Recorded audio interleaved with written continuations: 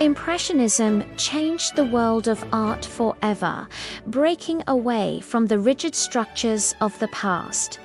It sought to capture the fleeting beauty of light and movement through spontaneous, dappled paint on canvas.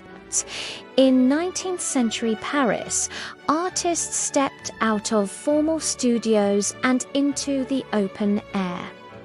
They used loose brushstrokes to portray the vibrant energy of bustling streets and quiet Parisian cafes. Claude Monet led this revolution, famously capturing the shifting reflections on his iconic water lily pond. He observed how time itself changed color, painting the same haystacks as the sun moved across the sky.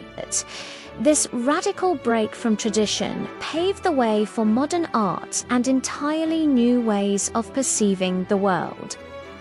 Today, Monet's legacy reminds us that beauty isn't found in detail, but in the magic of a single sunlit moment.